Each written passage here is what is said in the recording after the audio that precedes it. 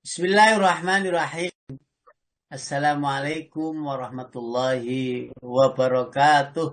Waalaikumsalam warahmatullahi wabarakatuh. Hamdan wa syukran lillah wa musalliyan ala rasulillah wa ba'du. Bapak Ibu yang dirahmati Allah, tentu tiada henti kita harus bersyukur kepada Allah sekali lagi. Tiada berhenti kita terus bersyukur kepada Allah. Walaupun hanya sekedar menyatakan lisan alhamdulillahirabbil alamin. Tentu harapan kita semuanya kita mampu mengaplikasikan rasa syukur itu dalam bentuk ibadah demi ibadah, baik hablum minallahnya maupun hablum minannasnya. Tentu hal ini wajib kita lakukan karena memang perintahnya bersyukur, dan di antara bentuk rasa syukur kita bisa hadir di majelis Zoom online di Asyifa ini. Dan ngaji-ngaji yang lain yang tidak cukup hanya seminggu sekali, setiap hari ngaji dan tiada berhenti untuk terus mengkaji karena kewajiban kita adalah mencari ilmu. Tentu yang lebih lagi adalah mohon kepada Allah agar kita dimampukan untuk bersyukur. Salawat dan salam semoga tetap terabadikan kepada junjungan kita, uswah kita, qudwah kita sampai akhir hayat, sampai akhir zaman. Rasulullah Muhammad Sallallahu Alaihi Wasallam.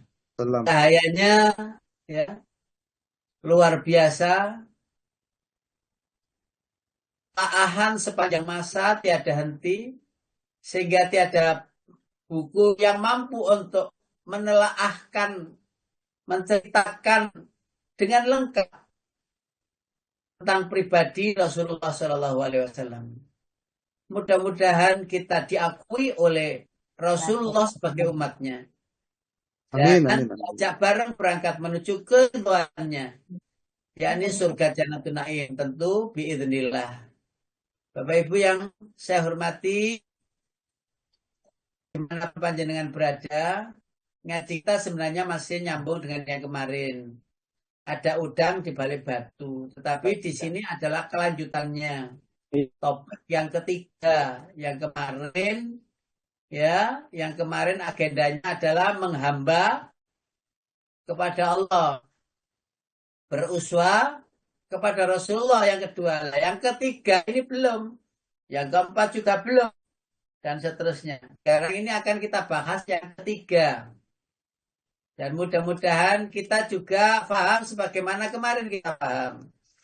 Yang ketiga ini adalah tentang materi berbakti.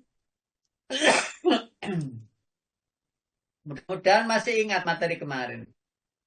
Ya, berbakti kepada orang tua kita. Nah, materinya langsung saya urai, langsung jelas nih. Untuk berbakti yang benar kan memang ini. Kenapa kita harus berbakti kepada orang tua? Banyak sih di antara yang ngaji ini, ibu-ibu, bapak-bapak yang sudah tiada kedua orang tuanya. Jadi yatim piatu tetapi ya sudah tua. Sudah tua gak enak sih. Gak enak ngomong tua, gak boleh. Wong tua di tua-tua no gak boleh. Usia emas atau usia mateng, nah gitu ya. Ya biar tidak ya merasa tua begitu, biar tetap merasa muda. Kebanyakan sudah ditinggal oleh orang tua kita masing-masing. Tentu dengan tahu kan bagaimana caranya. Yang pertama di sana ada kata memenuhi perintahnya. Memang ayatnya surat 4 ayat 36 itu monggo bisa dilihat di sana di Qur'annya. Surat 4 di surat An-Nisa ayat 36 itu atasnya saja yang diterjemahkan. Wa'budullaha wa la tusyriku bihi syai'a wabil walidaini ihsana. Sampai di situ ayatnya itu kalau dilanjutkan itu urut-urutan kita bakti. Urut-urutannya kita bakti kepada setelah Allah Rasulnya lalu kepada sanak kerabat dan seterusnya. Bila sudah terlihat terjemahannya monggo diterjemahkan sampai wala tusyriku bi syai'a wabil walidaini ihsana. Monggo buati. Ya, Ustaz. Dan sembahlah Allah, dan janganlah kamu mempersekutukannya dengan sesuatu apapun. Dan berbuat baiklah kepada kedua orang tua, karib kerabat, Stop. anak yatim. Stop. Sampai dan berbuat baiklah kepada orang tua. Kembali lagi kita dapat keterangan lagi ini yang sebenarnya ini pun juga sering kita dengar. Urut-urutan ketaatan itu Allah tentunya saja dan Rasulnya di bawah ketaatan kepada Allah lalu Rasulnya. Di bawahnya lagi ada bakti kepada kedua orang tua. Bakti kepada kedua orang tua. Sudah kita mafhum lah ceritanya Alqamah nggih. Alqamah itu karena orang tuanya, karena bundanya ya usir dari rumah. Di rumah yang tidak layak huni. Sedangkan Alqamah itu berada pada rumah yang baik yang ada dengan istrinya. Lalu karena orang tuanya itu kesal karena sesuatu yang menjadikan beliau Ibunda Alqamah itu tidak mengakui anaknya. Coba ya seperti itu. A'udzubillah gitu. Dan ini sekarang ini hal-hal seperti itu umum. Orang tua dibuang gitu ya. Orang tua tidak diperhatikan dan seterusnya. Jadi bakti kepada orang tua itu mestinya ya. Itu karena kita kenapa kok bakti? Karena perintah Allah. Lalu karena yang kedua mengingat ridhonya. Karena ridhonya. Mengingat ridhonya itu karena ridhonya. Mengingat ridho Allah itu karena ridho kedua orang tua. Nah ini. Jadi sampai Alqamah tidak bisa membaca kalimat tauhid yang itu biasa beliau baca bersama para sahabat, bersama Rasulullah. Jadi ngapunten. Mohonlah kita kepada Allah agar tidak ada satupun penghalang untuk mengucapkan kalimat tauhid la ilaha illallah di akhir hayat. Saya ulangi, mohon kepada Allah untuk dimampukan membaca kalimat tauhid saat berpisah dengan dunia di akhir kehidupan. Jangan sampai ada dosa, baik dosa kepada Allah, kepada sesama, oleh orang tua, kerabat dan sebagainya, menjadi penghalang bagi kita untuk bisa membaca kalimat tauhid la ilaha illallah. Walaupun kita tidak boleh menuduh orang yang meninggal itu kok gak la ilaha illallah itu terus dakhalan nar, masuk neraka, ya tidak boleh menuduh gitu. Saya loh ada di sebelahnya, dia loh tidak bisa la ilaha illallah, enggak jaminan. Kita tidak boleh nebak-nebak yang negatif. Husnudzon kepada Allah, yang bersangkutan husnul khatimah, gitu saja. Sehingga dalam hal ini dimampukan oleh Allah itu ada prosesnya seperti panjenengan pagi ini. Pagi ini untuk membuka link Zoom ngaji sebenarnya adalah yang pertama karena perintah Allah untuk cari ilmu. Dan yang paling penting itu adalah lilahnya, ridhonya Allah itu. Lah yang berikutnya yang juga penting, menenangkan hati. Jangan begini, ketika orang tua itu dalam keadaan sudah sakit, sering sakit gitu. Terus bayangnya kematian, terus itu bayangnya anak-anaknya begini, tidak perlu. Kan Allah sudah janji, Ya toh, nahnu narzukukum wa iyahum. Bahkan di ayat yang lain terbalik. Nahnu narzukuhum wa iyyakum. Begitu. Kamilah yang memberi makan mereka dan memberi makan kamu. Di ayat yang lain kamilah yang memberi makan kamu dan mereka. Jadi dibalik-balik gitu. Ayat yang sama, isinya sama. Karena itu kewajiban kita untuk bakti kepada orang tua memang sudah wajar begini. Yang ketiga, perhatian perihal kesehatannya. Jadi kalau orang tua kita dalam hidup di akhir usianya atau di penghujung usianya itu ya umum tuh. Sakit-sakitan. Lah, kebanyakan royoan untuk membantu finansialnya tidak bisa hadir secara fisik. Tolong dek, tolong mbak, ibu ya, aku ra iso teko ya, aku ini tak iki ae, tak kirim tak transfer ae. Sekali modelnya gitu itu banyak. Saking sibuknya anak-anaknya. Bahkan kesehatannya tak terperhatikan. Walaupun kadang orang tua itu kan ngalah. Alah wis rapopo, ibu ra lara, ibu sehat, wis ana kanca niki nang omah. Rewangi ibu, ora ana apa-apa padahal asline ya lara-laron. Agar tidak mengganggu begitu. Nah, anak itu kok seneng. Alhamdulillah ibu sehat. Gak butuh teleponnya saja nih. Butuh hadirnya walaupun bilang sehat. Jangan percaya. Jangan percaya. Nah, ini waduh ngomongin sehat itu ngomongin sehat. Biasanya gak pakai sehat. Hadirnya kita itu ditunggu-tunggu. Ya, nah penting untuk memperhatikan kesehatannya.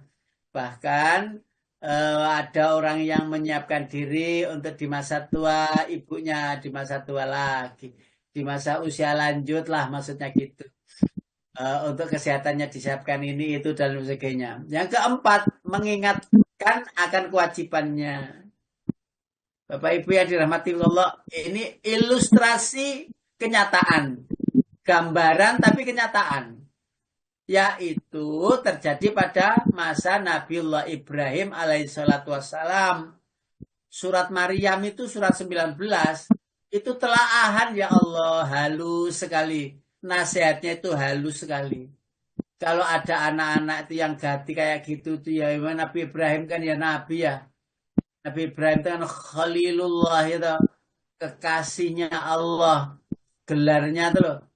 Sehingga kalimatnya itu, lantunan ayatnya itu sampai menggambarkan Allah itu betapa benar Nabi Ibrahim itu apa namanya? Khalilullah, benar-benar Khalilullah. Terdapat dalam surat 19. Ya, wa qala Ibrahimu itu apa? Wadhkur fil kitab Ibrahim. Kan gitu. Innahu kana siddiqan nabiyya, kan begitu. Idh qala li abihi ya abati lima ta'budu ma la yasma'u wa la yubsiru wa la yughni 'anka syai'a. Ya abati, ini qad ja'ani minal ilmi ma lam ya'tika fattabi'ani ahdika siratan sawiyya. Ya abati la ta'budi syaitan. Inna syaitana kana lirrahmani 'asiyya. Ya abati inni akhafu ayyamassaka 'adzabun minar rahmani fatakuna lisyaitani waliya. Coba Masya Allah. Silakan Bu, satu ayat demi satu ayat. Mulai ayat yang ke-42. Lanjut Ustaz. Siap Ustaz. Ingatlah ketika dia Ibrahim berkata kepada ayahnya, "Wahai ayahku, mengapa engkau menyembah sesuatu yang tidak mendengar, tidak melihat, dan tidak dapat menolongmu sedikit pun?" Stop. Satu-satu ayat ya. Oke, Bapak Ustaz. Ibu yang dirahmati Allah, dimanapun panjenengan berada, mudah-mudahan selalu sehat. Dan koneksi dengan Allah tidak terputus.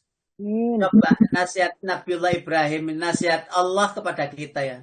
Karena begini Bapak Ibu, dari mana sih nasihat terbaik selain dari Allah? Kadang-kadang kita itu dinasihati oleh istri kita atau suami kita atau saudara kita atau anak kita atau cucu kita. Nasihat itu bias hilang. Tapi jangan sampai itu terjadi pada ketika kita dinasihati oleh Allah melalui ayat-ayatnya. Nasihat tertinggi dan nasihat terbaik. Tiada yang terbaik kecuali kalamullah. Kalamun qadimun la yumallu sama'uhu. Kalam qadim, kalam yang abadi dalam hal nasihat untuk umat manusia. Ya abati wahai ayahandaku. Lima tak butuh kenapa engkau menyembah dan seterusnya itu tadi. Malayasma'u walayu besiru walayu geni angka syai'al. Gak bisa berbuat apa-apa. Wahai ibu bapakku. Ini umpamanya kita ya. Umpamanya kita. Lepas dari ayat itu. Wahai ibu atau wahai ayah. Jangan lupa ya sholatnya. Jangan lupa ya zikirnya. Itu kita didamping saat kedua orang tua kita itu sakit. Jika kita memiliki anak gatinya kayak gitu, bersyukur kepada Allah, ya Allah, alhamdulillah. Anakku ya iso ngelingno aku sholatku, iso ngelingno kewajibanku dan seterusnya dan seterusnya. Sehingga terperhatikan. Hati jadi ayam. Kan masih ada sih. Masih ada sih. Putra-putri di antara putra-putri jamaah kita mungkin ada yang belum sampai ke arah sana, belum sampai ke arah sana, sehingga orang tua itu ya nyari-nyari sendiri, ya mikir-mikir sendiri, masih ada. Yang demikian itu masih ada. Lalu ada anak kita atau kita barangkali yang masih ada orang tua mengingatkan kewajiban dari ibu karena pentingnya mengingat sholat. Bu, sudah sholat apa belum? Kalau belum sholat, ayo tak wudhukan. Barangkali ngapunten tidak bisa ke tempat wudhu. Dibawakanlah baskom. Lalu diusaplah kayak tayamum gitu. Nah, terus baskom itu diganti setiap basuhan sehingga tidak jadi mustakmal airnya. Dan ini sebenarnya pelajaran tersendiri khusus bagaimana merawat orang sakit, bagaimana wudhunya, dan seterusnya, dan seterusnya. Sehingga Nabiullah Ibrahim itu Allah membuat nasihat berupa kisahnya Nabi Ibrahim. Itu adalah kisah terbaik bagaimana seorang anak membimbing orang tuanya dengan lembut agar orang tuanya dalam hidayah. Walaupun Allah lah penentu pemberi hidayah. Mungkin di antara orang tua kita ada yang berseberangan dalam hal akidah, beragama lain. Mungkin saja ada. Atau mungkin kita punya saudara atau temannya, mertuanya atau siapanya itu tidak muslim dan lain sebagainya. Bisa terjadi. Maka hal seperti ini bagaimana caranya? Beruswahlah kepada Rasulullah Ibrahim alaihi salatu wassalam. Nah, yang ayat 43, Bu, silakan. Ustaz, siap Ustaz. Wahai ayahku, sungguh telah sampai kepadaku sebagian ilmu yang tidak diberikan kepadamu. Maka ikutilah aku. Niscaya aku akan menunjukkan kepadamu jalan yang lurus. Baik, sebentar. Coba kalimat ini ya. Kalimat ya abati itu adalah kalimat terlembut dalam bahasa Arab untuk memanggil orang tua. Ya abati, bahkan orang yang dituakan, entah gurunya, entah kiainya, entah ulamanya. Ya abati, wahai ayahanda, wahai bapakku. Ya abati itu kan, ya abi gitu kan umum tuh ya. Ya abi, ya umi. Tapi ini bahasa yang tidak dikenal oleh lisan orang Arab. Tidak dikenal. Disinilah terkaget-kaget orang apa ini ahli syair pada saat itu ketika Rasulullah mengucapkan kata ya abadi. Ya Allah, indah sekali sahabat itu sahabat itu bergetar hatinya ketika kalimat itu terucap. Biasa mereka memanggil nama, Abi, memanggil nama orangnya, dipanggil namanya itu kalau Dul, Mas, dan lain sebagainya gitu. Tetapi ini panggilan lembut. Nah, yang kedua, Nabiullah Ibrahim itu memanggil ayahandanya. Itu menceritakan bahwa Nabi Ibrahim itu telah mendapati ilmu dari Allah. Saya tahu begini-begini dan hal seperti ini, pengetahuan seperti ini adalah untuk merawat kedua orang tua. Jika mereka sudah dalam keadaan lemah, lalu nasihatnya, wahai ibu gini loh ya caranya, wahai ayah gini loh ya caranya, ini yang benar itu gini, gini. Walaupun bisa jadi orang tua itu menolak, sehingga tidak gampang untuk memahami apa yang kita nasihatkan. Sebagaimana Nabiullah Ibrahim nasihatnya ditolak oleh ayahandanya. Nah, coba kita lanjutkan lagi ayat 44-nya. Ya, Ustaz. Wahai ayahku, janganlah engkau menyembah setan. Sungguh, setan itu durhaka kepada Tuhan yang Maha Pengasih. Allahu Akbar. Inna syaitana kana lirrahmani asiyah. Durhaka kepada Allah. Jadi bagaimana kita menerapkannya? Wahai ayah bundaku, ayo kita ngaji. Dengerin ya, saya bacakan ayatnya. Panjenengan mendengarkan betapa ya Allah. Panjenengan bisa merasakannya. Ketika baring-baring di pembaringan, di tempat tidur, lalu ada anaknya atau cucunya ngaji. Cempling-cempling suaranya enak gitu ya. Adik lagunya itu lagu-lagu kayak Ibu siapa? Ibu Eni. Ibu Edi Suprapti. Iya, wis lagune ngono mendayun-dayun ngono kaya wong nembange. Weh, enak ya putuku ngono. Atau lagu Nahawan atau lagu Ros yang anak-anak kecil itu di TPK itu. Loh, ngapunten. Panjenengan pasti bisa merasakan betapa bahagianya orang tua saat tidak mampu berbuat banyak tentang kehidupannya.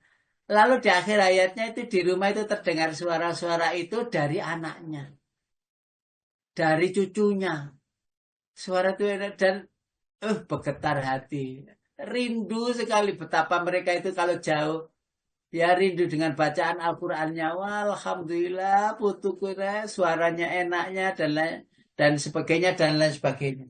Betapa senangnya. Dan itu akan terus mengalir jariah kebaikan. Dari bacaan anak kita, dari bacaan cucu kita, dari Al-Quran yang dibacanya. Dan itu menyenangkan hati. Tidak perlu nyelok ustaz. Nah, celuk no ustaz lah. Ya apa anak itu kan sing iso maca ngaji nu gak bisa. Mu iso ngono ku ya males maca. Akhirnya ustaz sing teko. Nek ustaz sing teko ngono ku terus ya maca ayat-ayat iku. Maro ustaz teko terus dhek ya mulai. Ngono lah aku kadang-kadang ya repot. Minta didatangkan kiai, ustaz. Nah, celuk no Ustadz apa kiai lah, anak-anaknya itu pada di luar saat anaknya jauh-jauh, walaupun di daerah Surabaya, Sidoarjo, sampai di rumah itu nggak dipanggil-panggilkan, minta orang tuanya laki, minta dipanggil nggak mau leren kiainya, minta dipanggil Ustadz, aku celana Ustadz, aku celana kiai. Coba itu kan sudah permintaan bener. Nah, kenapa kok sampai meminta gitu? Karena anaknya itu walaupun bisa Al-Quran baca, tapi tidak sering berada di sampingnya. Loh, yang dilalah kok yang ditelepon itu saya. Ketika yang ditelepon saya, tak lihat itu ternyata saya tanya, sudah sejak kapan meminta untuk didampingi Ustadz? Sudah sebulanan. Ya Allah, jenengan itu gak gatine temenan toh. Kenapa tidak langsung dipanggilkan? Saya datang itu sudah dalam keadaan berat menjawab itu sudah antara antara apa ini namanya sadar dan tidak sadar. Ya akhirnya sama rewangnya yang laki itu ya yang biasa memandikan, Mas sekalian wudhukan. Ayo mandikan, wudhukan, ayo tak tunggu. Setelah selesai memandikan, selesai mewudhukan, berbaring, lalu saya sapa, Pak saya Mukhtar dari Al-Falah. Ustadz Mukhtar dari Al-Falah. Ngaji ya, ngaji ya, ngaji. Setelah ngaji, saya baca-baca, ya Allah, Ali, dan sebagainya. Andaikan seandainya punya anak yang mengerti gitu-gitu itu betapa bahagianya, ya, betapa bahagianya. Pak, enggak usah khawatir. Anak-anak sudah pada besar. Sudah ada keluarga masing-masing yang dirawat, diramut, dan lain sebagainya. Allah yang menanggung semuanya. Allah yang memperhatikan, menyayanginya. Panjenengan kalau berkeinginan untuk kembali kepada Allah, nggak usah takut. Ya usah gitu kan, mau memang sudah sepuh sekali. Ya terus terang saja saya itu nggak pedih. Kalau anak sing ngomong ngono, malah kon ndongakno mati lah ngono tak. Saya kan nggak ada hubungannya dengan warisan, nggak ada. Ya wis tak gitukan saja. Pak, sudah. Ayo ngaji saja, yuk ya, ngaji. Jadi keinginannya terpenuhi, hari itu juga meninggal. Ketika sampai jam 9 di rumah, anak yang memanggil saya, menelpon saya untuk datang, itu belum datang. Saya kedahuluan datang karena dia berangkat dari Porong. Lalu saya bacakan itu ayat 10, jam setengah 10 pulang, tidak lama. Jam saya setengah 9-an itu ya. Jam setengah 10 pulang doanya tadi. Sampai di Al-Falah, saya ditelepon lagi. Ada apa orang ini kok manggil? Wong sudah saya ke sana. Pak, halo, sudah. Saya sudah kan. Enggak Ustadz, saya mohon maaf loh. Enggak nunggu saya dan lain sebagainya. Loh kenapa? Bapak sudah tiada. Loh coba. 1 jam hanya terpaut. Minta diantarkan. Kalau orang tua itu sudah minta. Aku ya ngaji nopo, jangan ngaji po. Itu seakan-akan menginginkan bahwa terpisahnya dinding dunia dengan dinding akhirat itu tidak kesulitan untuk ditembus karena ada bekal. Yang kedua karena ada yang menghantarkan, kayak bayi lahir itu dokter itu ono nang kono, dadi gak lahir dhewe ngono, gak metu-metu dhewe bablas-bablas dhewe ndak, sehingga dokter mengkondisikan begini dan seterusnya. Begitu sudah lepas, sudah dokter gak lapo-lapo, yang penting sudah lepas. Malah yang dirawat itu yang melahirkan, setelah melahirkan itu dirawat, ini dijahit meneh, diobras maneh ngono, ngabe ya karo aku. Nah, setelah itu anaknya melanjutkan perjalanan dunianya dan roh melanjutkan perjalanan akhiratnya. Dan begitu. Masya Allah, minta maaf loh Ustadz ya Pak, sudah. Jadi betapa indahnya kalimatnya Nabiullah Ibrahim itu, sehingga tersirat, terinspirasi dari itulah, sehingga semua orang-orang tua itu, orang-orang yang sudah lanjut usia itu atau sudah lansia itu, saya anggap orang tua sendiri, panjenengan juga saya anggap orang tua sendiri, yaitu ayah bundaku. Kalau minta ada pendampingan, ya ayah bundaku juga, gini, doa bareng, ayo Pak, doa bareng. Apalagi kalau sadar, senang saya. Ya, senang masih bisa kalimat tauhid. Ayo, kemarin tetangga itu juga demikian. Pak, ayo, saya itu tidak sempat melihatnya ya, saya nggak sempat melihat, atau mungkin ya nggak tahu ya, sholat itu saya nggak tahu pernah lihat dianya sholat, ngaji ya nggak pernah lihat ngaji. Lalu dia itu kayak apa gitu, pusing, bingung ya. Akhirnya saya itu disuruh hadir di tetangga di ini. Ayo, jangan lupa la ilaha illallah. Ayo, la ilaha illallah. Sambil mengucapkan la ilaha illallah itu sesenggukan gitu. Apa? Getar-getar badannya itu. Setelah itu saya istighfarkan. Ayo istighfar. Astagfirullahaladzim. Astagfirullahaladzim. Sambil terbata-bata lisan lidahnya itu, karena mungkin kelamaan tidak membaca kalimat tauhid la ilaha illallah dan seterusnya gitu. Setelah itu beberapa hari kemudian saya tidak ke situ lagi, saya anggap kalimat itu sudah kalimat terakhir. Dan saya menjadi saksi akan kalimat yang telah diucapkannya, yaitu la ilaha illallah Muhammad Rasulullah. Sudah saya husnudzon, husnul khotimah. Ya akhirnya kemarin sudah dikebumikan dan meninggal juga karena memang sudah usia juga dan sakitnya pun bermacam-macam. Lalu mengingatkan kembali. Nah, ayat yang terakhir, ayat yang ke-45, Bunda. Ya, Ustaz. Siap.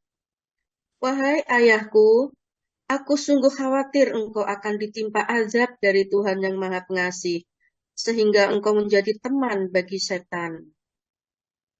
Bapak Ibu, panjenengan bisa mengambil ibrahnya enggak? Kalimat ini, ayat ini. Begini, adakah kita rela orang tua kita itu di sana kesulitan untuk mencari rahmat kasih sayang Allah? Padahal orang tua kita telah menghantarkan kita bisa begini, bisa begitu. Orang tua kita lah yang menghantarkan Allah dikenali oleh anak-anak kita. Orang tua kita lah yang menghantarkan kita mengenali Rasulullah. Perjuangannya dan seterusnya. Bahkan orang tua kita itu mengenalkan kita bahwa Al-Quran kitab suci kita. Sehingga kita mampu membacanya saat ini.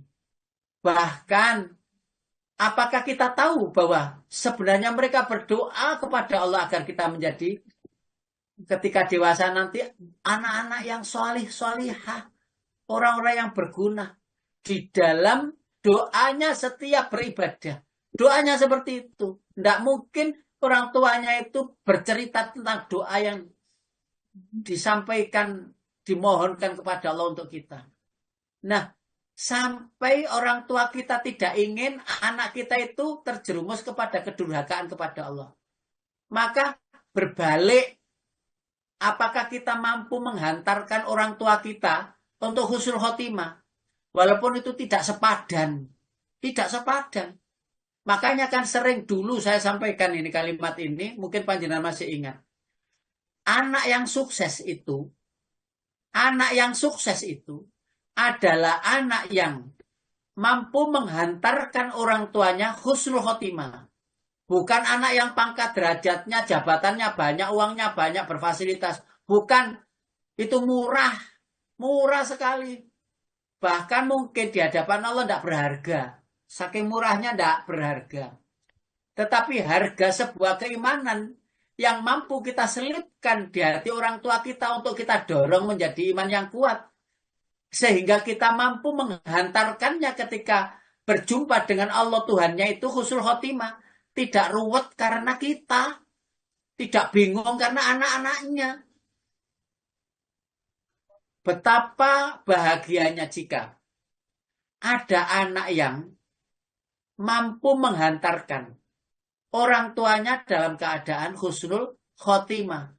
Bahkan ia sampaikan kepada Allah, ya Allah aku tidak rela jika orang tua aku tidak husnul khotimah. Sampai jadi bempernya orang tuanya demi kebahagiaan orang tua di akhiratnya. Terpikirkah kita hal-hal yang demikian? Kita itu umpamanya dulu memikirkan orang tua sampai segitunya. Insya Allah anak-anak kita pun juga mengikuti jejak kita. Dan akan menjadi fa'at ba'asa baba. Sebab dijadikannya kita husnul khotimah. Karena kita menghantarkan orang tua kita menjaga husnul khotimah. Makanya saya ulang lagi. Anak yang sukses adalah anak yang mampu menghantarkan kedua orang tuanya husnul khotimah. Titik itu. Titik. Karena orang tua kita lah yang mengenalkan berbagai macam tadi itu. Nah, saya balik. Orang tua yang sukses itu orang tua yang mampu mendidik anaknya dalam keakidahan, ketauhidan syariat Islam. Sehingga mampu menghantarkan dirinya husnul khotimah. Nah itu ada sabab musababnya. Ada urut-urutannya. Ada sejarahnya. Tidak serta-merta begitu saja terus jadi anak yang solih-solih. Wah, no, nasabe ya. Ada sebabnya ya. Saya ulangi. Orang tua yang sukses itu adalah orang tua yang mampu mendidik anaknya dalam beragama, bertauhid, berakidah, sehingga mampu menghantarkan kedua orang tuanya atau menghantarkan dirinya husnul khotimah. Nah, ini jangan meminta tetapi tidak memberi. Meminta anaknya bakti, memberi ilmu untuk bisa bakti, nggak ada. Apalagi contoh nggak ada, repot. Jadi di sini yang saya kutip dari ayat 45 surat Maryam tadi. Ya abati inni akhafu ayamassaka adzabun minar rahmani fatakuna lisyaitani waliya. Wahai ayahku, ayah bundaku, aku takut engkau disiksa Allah.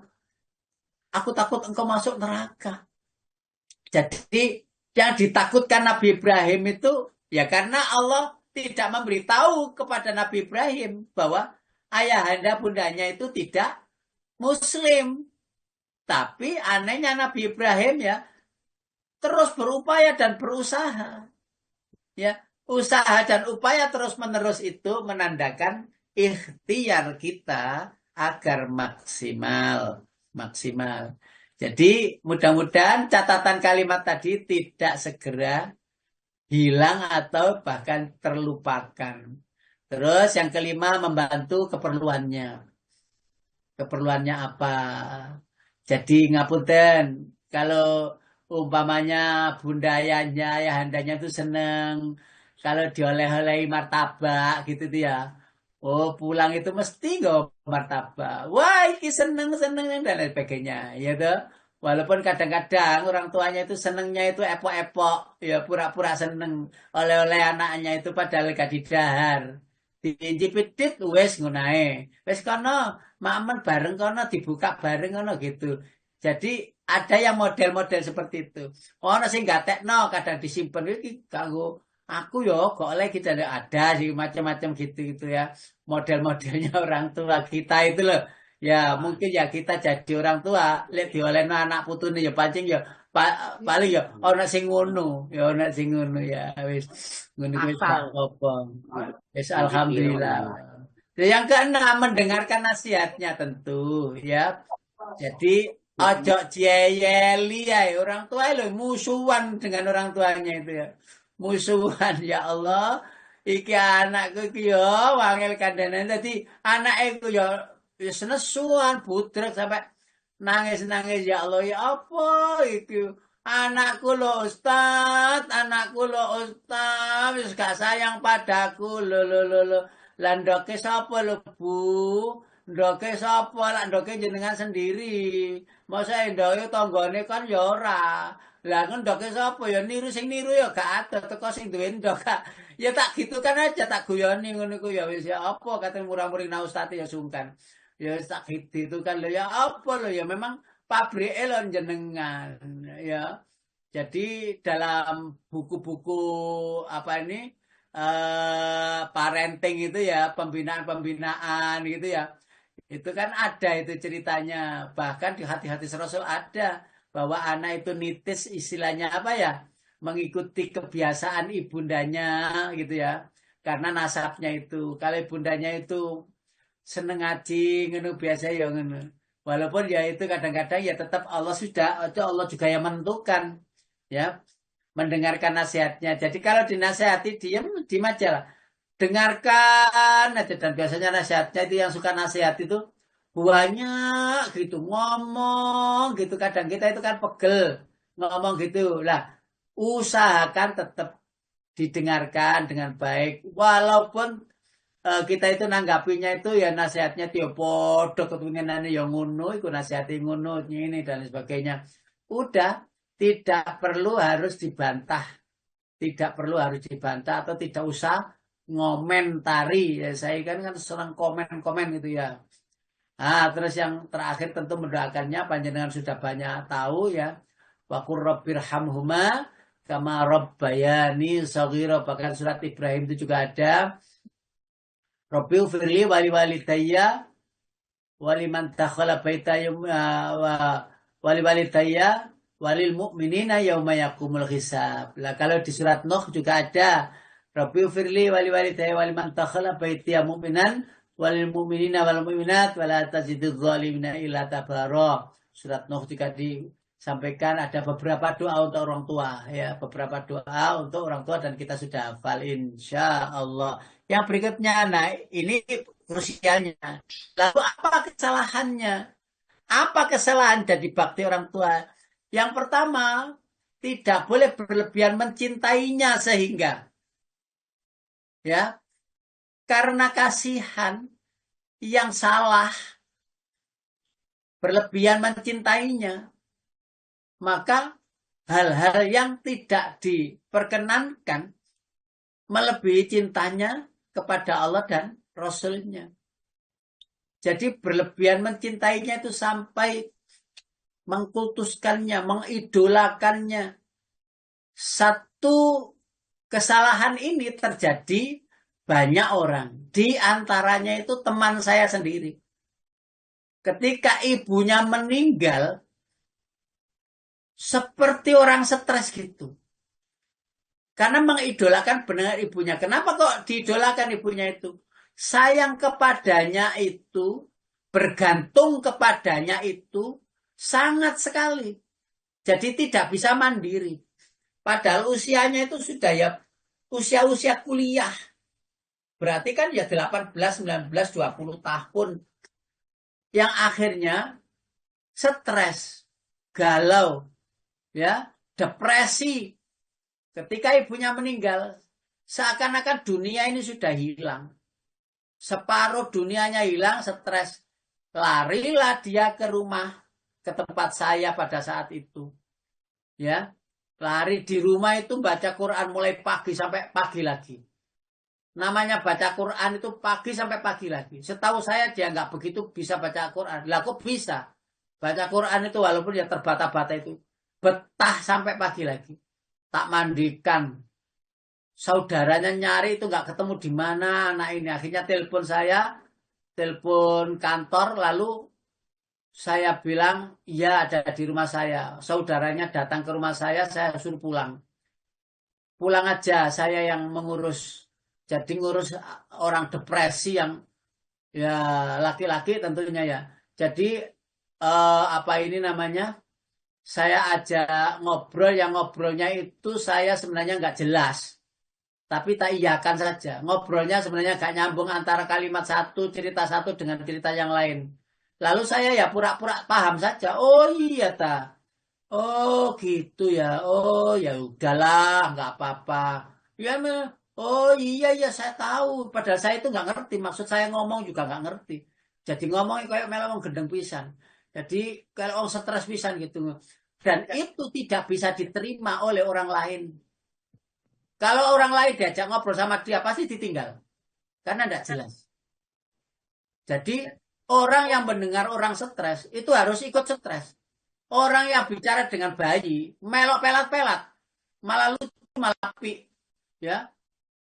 Bicara dengan orang gila itu harus menyesuaikan ya rotok gila ngono.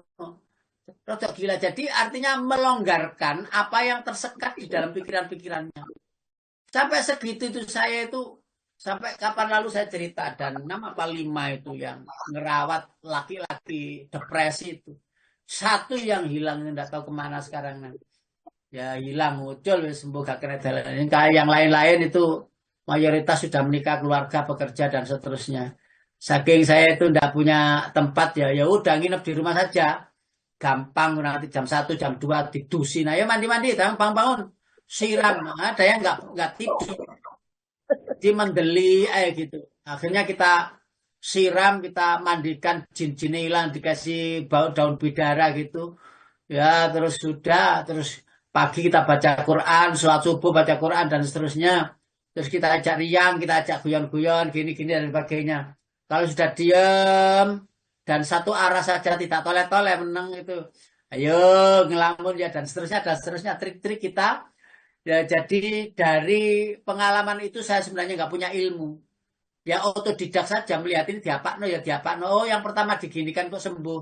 Akhirnya yang kedua diginikan, yang ketiga diginikan. Nah, seperti itulah kalau umpamanya orang tua itu pada usia-usia lanjut, bicaranya itu ya gak jelas.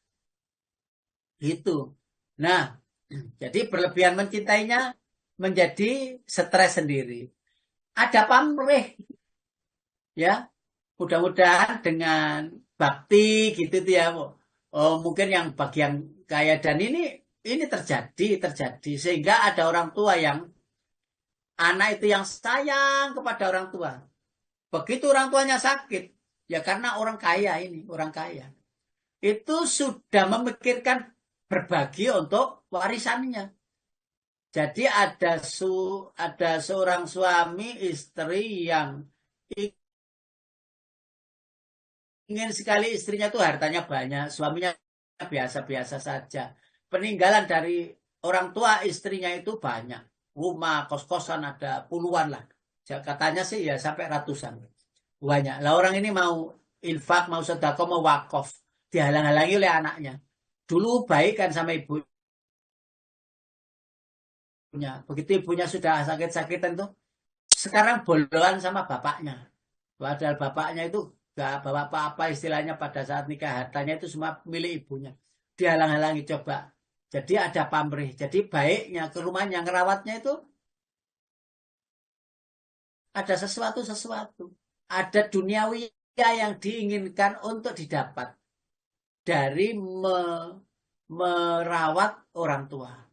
Bahkan seseorang atau seorang anak merawat orang tua memang dibolehkan minta pamrih lillah kepada Allah.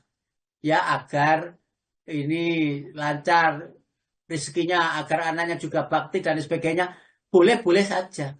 Tetapi sesungguhnya kalau kita awali tadi sampaikan, di awal tadi, adalah memang kewajiban kita untuk merawatnya. Yang ketiga, mengharap sesuatu dari kebaikan yang kita dilakukan. Dari mengharap sesuatu dari kebaikan yang dilakukan kemarin ini saya sampaikan. Jadi kita itu diperintahkan oleh Allah. Ini panjenengan ingat-ingat loh ya. Jangan sampai tersilap loh terus separuh kalimat saya ditangkap, separuhnya hilang. Nah, jadi kalau belum sadar boleh di kopi dulu. Kopi ini kopi kuku ado ya. Nang kono ado jane kok ae. Nah, begini Bapak Ibu. Ketika kita itu diperintahkan oleh Allah, wajib kita itu beramal sebanyak-banyaknya, sebaik-baiknya amal. Nah, sesudah beramal, Allah menurunkan kewajiban kedua, yaitu jangan bergantung dengan amal. Kan gitu kemarin. Masih ingat ya? Masih ingat-ingat lupa ya? Ingat apa? Ingat-ingat lupa. Jadi, beramallah sebanyak-banyak amal. Berbuat baiklah sebanyak-banyaknya. Tapi jangan bersandar dengan kebaikan. Contohnya gini, mudah-mudahan sodako saya ini menyelamatkan perjalanan saya ke sana-sana. Ini kan boleh itu hadisnya kan ada. Tetapi hadis itu kan tidak serta-merta menyampaikan hal seperti itu untuk digantungi. Mudah-mudahan bakti saya kepada orang tua ini berimbas kepada ini itu. Mudah-mudahan sholat duha saya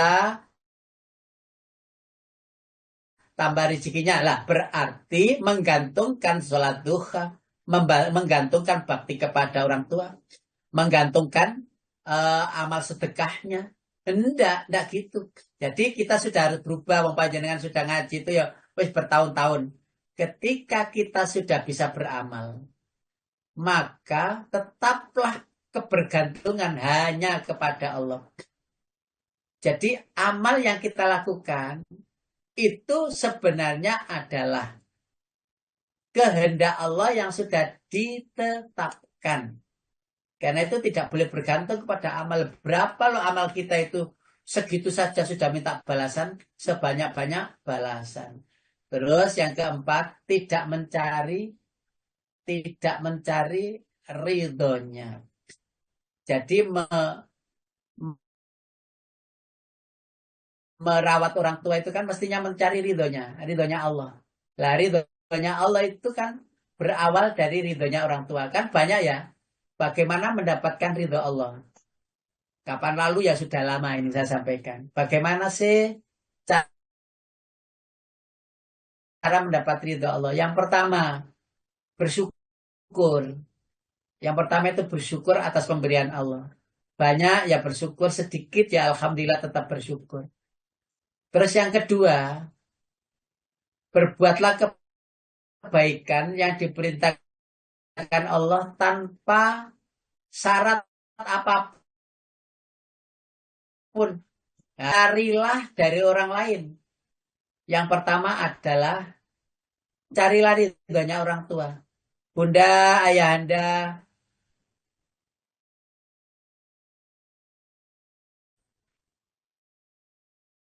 saya mau ada usaha begini-begini. Doanya ya bunda ya. Terus disayang, cipika-cipiki, terus disangoni, apa-apa gitulah. Beri dan secara rutin kita mampu untuk itu. Yang keempat, kita ridho dulu apapun yang terjadi pada diri kita. Ridhonya kita itu kata-kata radhiyallahu anhum wa radu an. Termasuk surat Ad-Duha itu wala saufa yardo. Wala saufa yardo, dan kelak kamu akan ridho. Jadi memasang ridho, rela dengan apa yang terjadi pada diri kita. Tidak pakai kok kenapa ya Allah, kenapa ya Allah, ya Allah gitu ya. Padahal biasanya tidak begitu. Irama memanggil Allah lebih sering ketika saat menderita, saat sakit. Sebenarnya saat sakit dan tidak sakit. Itu mesti iramanya itu ya stabil, yang namanya istiqomah itu. Nah, yang berikutnya karena kesibukan akhirnya diurus orang lain. Itu kesalahannya. Apa ada yang salah? Ada ketidakbaktian kita. Diurus orang lain. Lah kita sendiri itu ya merasa sibuk, apa. Ya akhirnya dulu anaknya banyak orang itu. Ada 6, 7, 8, 9, 10, 11, sampai 13, sampai gitu. Loh, akhirnya diantaranya ada yang masih kemintil dengan orang tuanya. Akhirnya campur enak. Sekarang itu anaknya 2, 1, 3, 4 itu. Lah, wis sedikit ya wis. Memang sudah kuasanya Allah lah ya. Kita bahas begini ini kan membahas tentang kuasanya Allah. Tetapi betapa tidak kita mengambil ibrah demi ibrah ya, agar kita tidak ada kesalahan. Jadi diurus orang lain ya, akhirnya kan ada sanlat gitu kan, seneng mak-mak itu ya, bapak itu juga ada sanlat sehari free, ayo berangkat jadi melo, ayo pancet. Saya itu melihat itu orang-orangnya ya pancet wae. Ya bapak-bapak, ibu-ibu ya iku ae, ya Allah ya Rahman ya Rahim, gak bosen-bosen ketemu saya. Jadi saya itu kadang-kadang Pak Agus, saya itu kan apa ini namanya, kan pembina. Jadi Pak Harto itu ke pembina. Saya jangan ditaruh ngisi, saya tak ngamati saja gitu saya pesen. Bukan tidak mau gitu, Pak Agus ada ya di sini ya. Enggak mau, tetapi saya lebih enak mengamati, mengawasi bagaimana psikologi dari bapak-bapak ketika ada materi. Jadi saya itu mengawasi dan melihat kalau tidak ada yang ngantuk, ya, oh berarti yang sedang senang materinya ini, oh besok bisa diminta lagi untuk memberi materi. Lah kok yang banyak yang tidur, kok banyak yang ngantuk, angop yang oh berarti ini harus dievaluasi. Ustadz kurang gini, biar bapak nggak tidur, ibu nggak tidur, gitu loh. Jadi saya mengawasi saja itu. Mungkin ada yang nanti ke mana ini namanya batu ya, batu itu ada ikut ya di sini ya. Nah, jadi apa ini berjumpa di Malang sana gitu ya. Terus apalagi ini kasih sayang orang tua kepada lah ini kewajiban melekat bagi orang tua, memberi pendidikan yang baik, mengenalkan Allah Tuhannya, Rasulullah utusannya, asupan mahal makanan yang halal. Nah, ini tambahannya. Ini kesalahannya di mana membunuh karakter fitrahnya. Jadi kalau kewajiban orang tua kepada anak itu kan sudah ada di Quran itu, ya bunayya la tusyrik billah inna syirka la dzulmun adzim, surat Luqman itu. Pesan Luqman yang pertama-tama ya Bapak Ibu. Anak kita jangan sampai tidak mengenal Allah. Itu kan sering saya sampaikan. Lebih mengenal orang tuanya, bapak, bundanya, saudaranya, paman, bulenya, daripada mengenal Tuhannya. Jadi umumnya ya, tapi ya wis nggak apa-apa, wong umumnya wis ngono iku. Nang nang ninung kan begitu. Ayo ini mama, mama, papa, ya ini mama, papa kan gitu. Terus itu setiap hari itu mama, papa. Jadi nah Allah, nah ayo Allah Tuhan kita. Allah setiap hari itu Allah. Allah, dia pemilik sejatinya Allah. Kenalkan yang punya. Wong panjenengan itu nggak ikut punya kok mengenalkan diri. Cek diceluk ngono-ngono. Ketika sudah mama papa lah seweneng ngono ya. Lebih senang lagi ketika anak itu bisa menyebut nama Allahu Akbar. Allahu Akbar. Ketika kalimat Allahu Akbar la ilaha illallah dikenali, jauh lebih indah kalimat itu daripada namanya Mukhtar, namanya Edi, namanya Pak Samidi. Samidi, Pak Samidi.